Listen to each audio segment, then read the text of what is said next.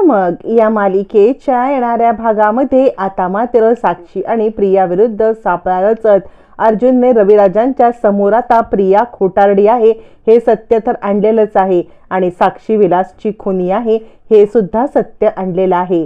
एकाच वेळेला प्रिया आणि साक्षी यांना ट्रॅपमध्ये अडकवत इकडे आता सायली, कुसुम, अर्जुनने रविराजांचे डोळे उघडलेले आहेत। एक एक करत मालिकेमध्ये सगळ्या गोष्टी पॉझिटिव्ह होत चाललेल्या आहेत। साक्षीचं पूर्णपणे भांडं आता फुटलेलं आहे। एकीकडे आता इकडे चैतन्याच्या जाळ्यातून साक्षीला बाहेर सोडवत साक्षीनेच खून केलाय हे आता प्रिया आणि साक्षी या दोघींच्या बोलण्यातून रविराजांना कळल्यावरती अजून एक वेगळीच गोष्ट रविराजांच्या समोर येते, ती म्हणजे प्रिया ही आपली मुलगी नाहीये, ही तन्वी नाहीये। साक्षीच्या मदतीने हे जाळं रचलंय। रविराजांना जबरदस्त धक्का बसतो। अर्ध सत्य समोर आलेलं असतं। आता सायली ही रविराजांची मुलगी आहे हे सत्य समोर कसं येणार हे या व्हिडिओमध्ये पाहूया। आता इकडे मधुभाऊंच्या केसची हिअरिंग असते। मधुभाऊंच्या केसच्या हिअरिंगच्या वेळेला मग मात्र अर्जुन आता रविराजांची भेट घेतो। रविराजांची भेट घेऊन अर्जुन सांगतो, सिनियर, या सगळ्यामध्ये सर्वस्वी निर्णय तुझा असणार आहे, पण मला एकदा वाटते तू एकदा तरी मधुभाऊंच्या बाजूने विचार कर। आत्तापर्यंत माणसं ओळखायला तू कधीही चूक करत नाहीस। जर तू माणसं ओळखायला चूक करत नाहीस मग तू कसं काय मधुभाऊंना दोषी ठरवू शकतोस? ज्याप्रमाणे महिपतीच्या बाबतीत तुझा गैरसमज झाला त्याप्रमाणे मधुभाऊंच्या बाबतीत पण तुझा गैरसमज नक्कीच होऊ शकतो ना? रविराज म्हणतो, हो, पण मी एक सांगू का ज्युनियर, मी हे सगळं आता मधुभाऊ, साक्षी या कोणासाठीही न करता मी फक्त तन्वीसाठी हे करतोय, कारण तन्वीने मला सांगितलं होतं की मधुभाऊ तिला आश्रमात खूप त्रास द्यायचे।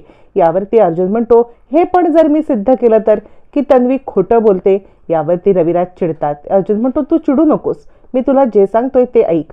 कदाचित काहीतरी गैरसमज असू शकतो किंवा तन्वी पण कोणत्या जाळ्यात अडकू शकते। ज्याप्रमाणे महिपतीने आता चैतन्याला आपल्या जाळ्यात ओढले, साक्षीने कदाचित तन्वीला जाळ्यात ओढलं असेल तर? यावरती रविराज म्हणतात, साक्षी आणि तन्वी यांचा दूर दूरपर्यंत काहीच संबंध नाहीये। मग मात्र अर्जुन म्हणतो, हा तुझा गैरसमज आहे आणि हा तुझा गैरसमज मी दूर करेन। रविराज म्हणतात, ठीक आहे, तू बघ प्रयत्न करून। जर का माझ्या तन्वीला साक्षी ब्लॅकमेल करत असेल तर प्रश्नच येत नाहीये, मी ही केस लगेच सोडून देईन, मला फक्त एकदा कळायला पाहिजे। पण तसं नाहीये, नाहीतर तन्वी मला बोलली असती। अर्जुन म्हणतो, तुझं चॅलेंज मी एक्सेप्ट करतो। नक्कीच दोघींमध्ये काहीतरी कनेक्शन आहे आणि साक्षीला वाचवायला तन्वी असं का करते हे सुद्धा तू शोधून काढू शकतोस। पण मधुभाऊ मुळात वाईट नाहीयेत, ह्या सगळ्याचा तू एकदा पुन्हा विचार करावा असं मला वाटतं। तू एकदा पुन्हा मधुभाऊंची भेट घेशील का? रविराज म्हणतो, ठीक आहे, तुझं म्हणणं असेल तर रविराज म्हणतात, मी मधुभाऊंची भेट घेईन। मग आता रविराज, मधुभाऊ या दोघांचं भेटायचं ठरतं। इकडे अर्जुन, तन्वी आणि साक्षी या दोघींचा असलेला संबंध रविराजांना सांगणार असतो आणि रविराजांना तो या सगळ्यावरती विचार करण्यासाठी भाग पाडणार असतो। रविराज विचार करतात, हरकत नाहीये, महिपतीबद्दल जो गैरसमज झालाय तोच साक्षीसोबत होण्याचे नक्कीच हेतू आहे। साक्षी पण महिपतीला सामील असणार आणि कदाचित विलासच्या खुनामध्ये तिची आता या सगळ्यामध्ये अडकलेली असणार। पण म्हणून मी असाच विश्वास ठेवू शकत नाही, मला पुरावा पाहिजे। तो पुरावा अर्जुन देणार असतो। अर्जुन रविराजांना म्हणतो, मी तुला पुरावा देईन सिनियर, तू फक्त माझ्यावरती विश्वास ठेव। रविराज म्हणतात, ठीक आहे, तुला दिली मी 8 दिवसाची मुदत। 8 दिवसानंतर आपली केसची सुनवाई आहे, त्याच्या आधी तू पुरावा दिलास तर ही केस मी सोडीन। इतकंच नाही तर मधुभाऊंच्या केसमध्ये तुला असिस्ट करेन। आता हे सगळं ठरतं, बाकी असते ती साक्षी आणि प्रिया विरुद्ध पुरावा गोळा करण्याची। आता इकडे सायलीला अर्जुन ही गोष्ट सांगतो। सायलीला तो सांगतो, मला असं वाटतंय आपण ना सिनियरला या सगळ्यामधून बाहेर काढूया, कारण जर का तन्वी आणि साक्षी या दोघी जणी एकत्र आहेत हे सिनियरला समजलं तर नक्कीच सिनियर आपल्या बाजूने या सगळ्यामध्ये विचार करेल। यावरती मग मात्र सायली म्हणते, मग कठीण काय आहे?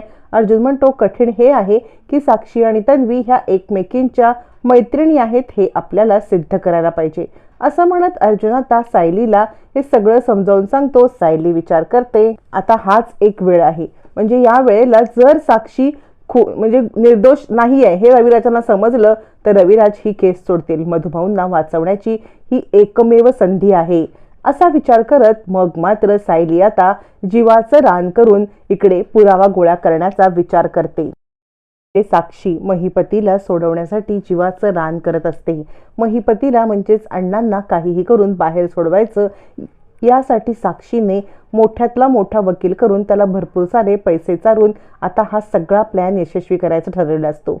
इकडे सायली जीवाचं रान करते आणि ती आता साक्षी आणि प्रिया या दोघींच्या मागावरती असताना आता भयानक सत्याचा उलगडा होणार असतो. इकडे आता नागराजने सांगितलेलं असतं, हे बघ, म्हणजे साक्षीवरती ऑलरेडी दादाला संशय आहे, त्यामुळे तू काही त्याला भेटू नकोस.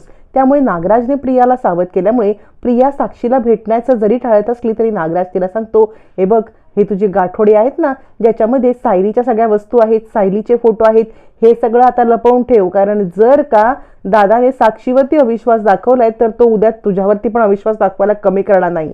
कारण त्याला एकावरती एक धोके मिळत आहेत आणि या सगळ्यामध्ये जर का तुझ्यावरती डाव उलटला तर आपलं काही खरं नाही. त्यामुळे हे सगळ्या वस्तू आहेत ना, या जरा जपून ठेव. त्यामध्ये आता असतात ते म्हणजे एक रुबीचे कानातले, जे कानातले सायलीच्या कानामध्ये लहानपणी जेव्हा ती हरवलेली असते तेव्हा ओरिजिनल रुबीचे कानातले, तो फोटो, तिची खेळणी, हे सगळं गाठोडं आता मात्र इकडे नागराज सांगतात की पहिलंच्या पहिलं लपवून ठेव, नाहीतर या सगळ्यामध्ये तू पण अडकशील. असं म्हणत ते गाठोडं आता मात्र नागराज प्रियाच्या हातात देतात. पण प्रिया ओव्हर कॉन्फिडन्सची आता मात्र प्रिया ते गाठोडं आपल्याकडे ठेवते. त्या गाठोड्यात पैसे सुद्धा असतात. नागराजपासून लपून छपून ते गाठोडं प्रिया आता लपवण्याच्या नादामध्ये आणि नागराजपासून पैसे लपवण्याच्या नादामध्ये प्रिया ते गाठोडं त्याच टेबलवरती ठेवून जाते. टेबलवरती ठेवलेल्या गाठोड्यामुळे आता मात्र त्या गाठोड्याच्या आतमध्ये लिहिलेलं नाव सायली, फोटोच्या मागे नाव सायली, कारण मधुभाऊंनी प्रत्येक फोटोच्या मागे त्याची नावं दिलेली असतात. आता इकडे पैसे ठेवण्यासाठी ज्या वेळेला प्रिया वरती जाते, नागराज सुद्धा वरती जातो आणि तिला 10 वेळा बजावतो, गाठोडं ठेव. पण त्याच वेळेला तेच गाठोडं तिकडे ठेवून पैसे ठेवण्यासाठी धावत पळत प्रिया जाते आणि रविराजांना आयता पुरावा सापडतो. ही तर सगळ्या वस्तू माझ्या तन्वीच्या, हा फोटो तर लहानपणीचा तन्वीचा, असं म्हणत ते आता फोटो हातात घेतात तर फोटोच्या मागे असलेलं नाव सायली असतं. रविराजांना इथेच डाऊट येतो, काहीतरी गडबड आहे. आता रविराज या सत्याचा शोध घेण्यासाठी मधुभाऊंची भेट घेण्याचं ठरवतात आणि तो फोटो मात्र ते आपल्याकडे ठेवतात. प्रियाला यातलं काही कळत नाही, फोटो इथून कुठे गेला एवढा ती मूर्ख मुलगी विचार पण करत नाही. आता मधुभाऊंची भेट घेण्यासाठी रविराज येतात. रविराज मधुभाऊंची भेट घेतात. मधुभाऊंची भेट घेतल्यावरती ते आता त्या फोटोबद्दल मधुभाऊंना विचारतात, हा फोटो तुमच्या आश्रमामध्ये होता, पण याच्या मागे सायली नाव लिहिलंय. मधुभाऊ म्हणतात, हो, कारण हा फोटो सायलीचा आहे. रविराज म्हणतात, तुमचा काहीतरी गडबड होतोय, हा फोटो माझ्या तन्वीचा आहे आणि माझी तन्वी म्हणजे प्रिया, मग तुमच्या नाव लिहिण्यामध्ये काही चूक झाली का? रविराज म्हणतात, तुम्ही आठवून तर बघा. आता मात्र मधुभाऊ म्हणतात, नाही, या सगळ्यामध्ये चुकी वगैरे काहीही झालेलं नाहीये. आता रविराजांना तो एक डाऊट येतो. एक करत रविराजांच्या समोर पुरावे यायला लागतात. आता साक्षीचा खोटारडेपणा, प्रिया तन्वी नसल्याचं सत्य रविराजांच्या समोर आलेलं आहे. रविराज या सगळ्यावरती काय विचार करणार? तुम्हाला काय वाटतं? कमेंट करून नक्की कळवा.